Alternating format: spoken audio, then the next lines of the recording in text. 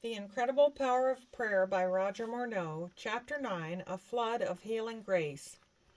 It is a medical miracle that I am still alive today. My most recent brush with death began one Saturday night as I prepared to retire for the evening about 10:30 p.m.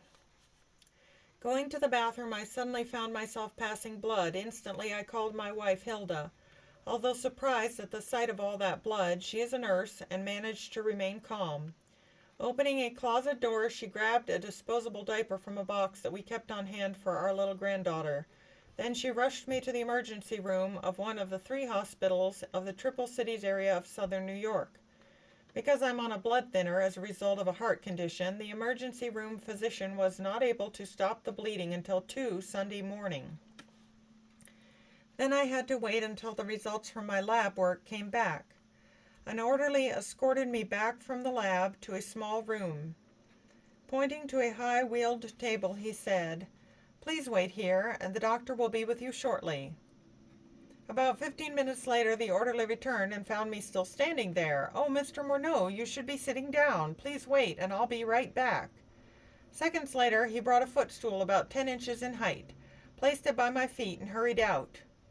"That's an awfully small thing to sit on," I said to myself, "but it beats standing up." Making myself as comfortable on it as possible, I sat with my back against the frame of the table and my feet stretched out horizontally. Another 15 minutes passed. Then a nurse appeared holding a syringe with a long needle. "Hi, how are you doing down there?" she said, looking at me. "Sir, you should have used the footstool to step up and sit on the table." Realizing how foolish I must have looked, I burst out laughing. The nurse gave me the injection, then departed with a smile, probably unable to wait to tell her colleagues about her befuddled patient. A week later, I received a phone call from a specialist in urology named Dr. Wise. He'd gone over my test results and asked me to see him in his office the next day. When I arrived at his office, he told me with the utmost tact and concern that I had cancer of the prostate. A large tumor had been the cause of my great loss of blood. The cancer had progressed beyond the point where it could be treated with chemotherapy. The only option left was surgery. After discussing my heart condition, he said he would consult with Dr. Smart, my cardiologist, about the risks of me undergoing surgery. As I have mentioned earlier, I had almost died in the intensive care unit of the Greater Niagara General Hospital back in December 1984. Tests later revealed that a virus had destroyed a large part of my heart, leaving me disabled with cardiomyopathy, a disease of the heart muscle. Dr. Smart then told my wife that he did not expect me to live longer than a few months, a fact that I did not learn until about a year ago. In such cases, the heart usually disintegrates until it kills the patient. In my case, the heart tissue instead turned into a hard substance that I can compare only to leather.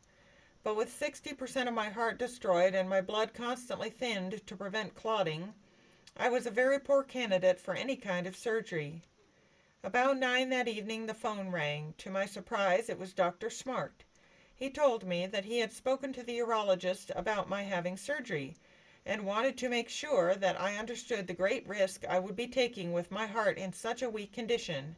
In fact, he believed that it was possible that I might not make it through the operation. Hilda and I had a long conversation about what we should do. Then we prayed for God to help us make an intelligent decision. That night I didn't sleep much as I considered my possible death. Yet as I looked back over my life, I felt comforted by how the Lord had repeatedly intervened through the years. Constantly God had wiped away tears, soothed pain, removed anxiety, dispelled fear, supplied wants, and bestowed unending blessings.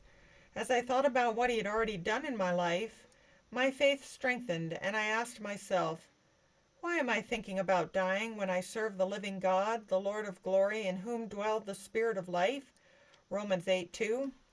Verses of Scripture began to fill my mind. Like as a father pitieth his children, so the Lord pitieth them that fear him. For he knoweth our frame, he remembereth that we are dust. Psalm 103:13 and 14. By him were all things created that are in heaven and that are in earth, visible and invisible, whether they be thrones or dominions or principalities or powers. All things were created by him and for him. and he is before all things, and by him all things consist. Colossians 1:16 and 17. For in him dwelleth all the fullness of the Godhead bodily. And ye are complete in him which is the head of all principality and power. Colossians 2:9 and 10. Then my heart thrilled with a joy born of heaven as I considered Matthew 4:23 and 24. And Jesus went about all Galilee, teaching in their synagogues, and preaching the gospel of the kingdom, and healing all manner of sickness and all manner of disease among the people. And his fame went throughout all Syria. And they brought unto him all sick people that were taken with divers diseases and torments, and those which were possessed with devils, and those which were lunatic, and those that had the palsy, and he healed them. Encouraged and comforted, I began to pray, Precious Jesus, you are my strength and my Redeemer.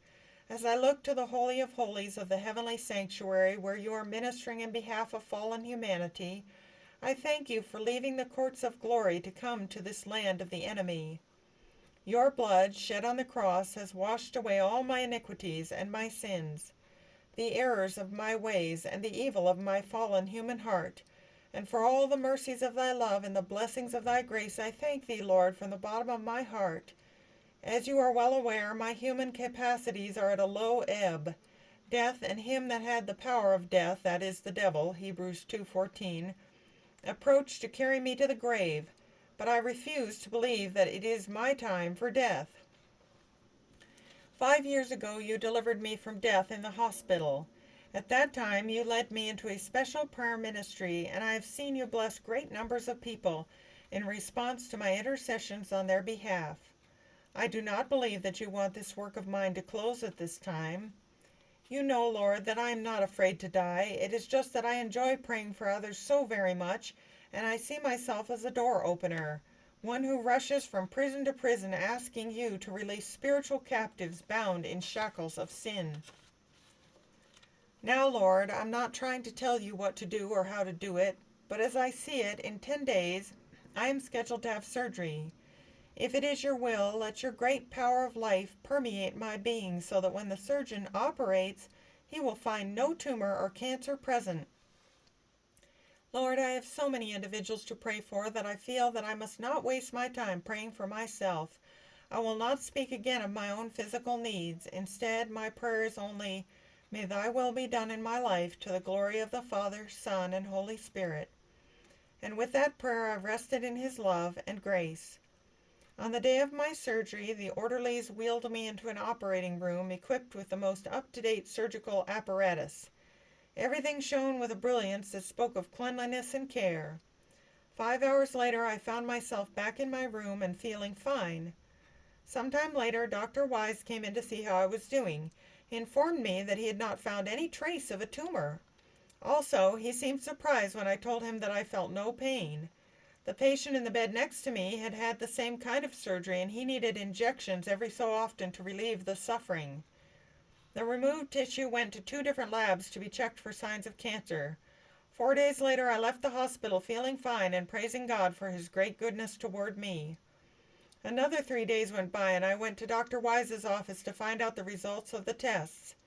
When I entered, he was all smiles and excited. No traces of cancer have been found, he reported, then explained how fortunate I was in light of the earlier tests. Thanking him, I reminded him that after the first tests, I had requested to know exactly how critical my situation was. I had wanted to know my condition, I explained, so I would know how I needed to pray. Now I thank you for being honest with me, and most of all I thank God for doing what was humanly impossible.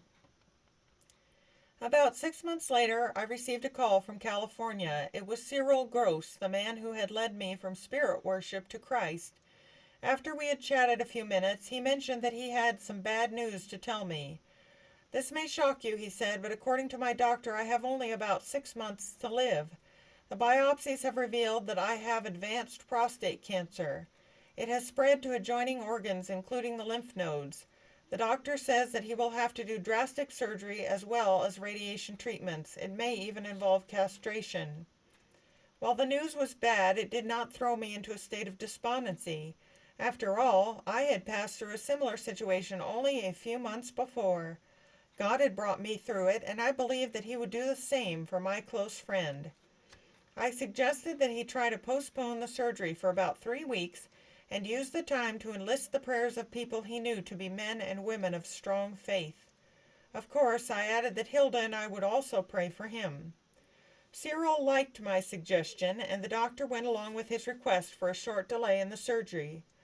At the end of the 3 weeks, the specialist ran tests that showed a definite improvement in my friend's condition. He told Cyril to return in another 3 weeks.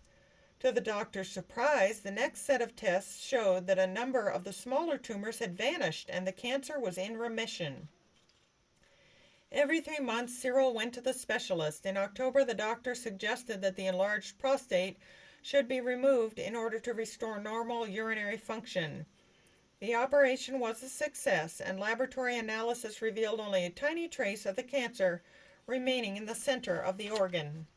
Subsequent examinations have shown Cyril to be free of cancer, and my friend is back teaching in his classroom. One of my brothers, Edmund, lived in Ottawa. Shortly after my first book on intercessory prayer came off the press, he bought more than 50 copies and sent them to relatives and friends. One copy went to his ex-wife, who lived in Niagara Falls, Ontario. Impressed by the stories of how God had responded to prayer, she phoned Edmund and asked if he would be willing to contact me and request that I pray about a bone disease that was progressively crippling her. She had suffered from the painful condition for a number of years. At first, a bone deformity had appeared between her ankle and heel, creating a lump that had enlarged to the point that she could no longer wear a shoe. It had also become so painful that she couldn't put any weight on her foot and had to use crutches. When the pain became so severe that even powerful medications could no longer block it, the doctors began seriously thinking of amputating her foot. But shortly after I began praying for her, the pain diminished and in a few days vanished completely.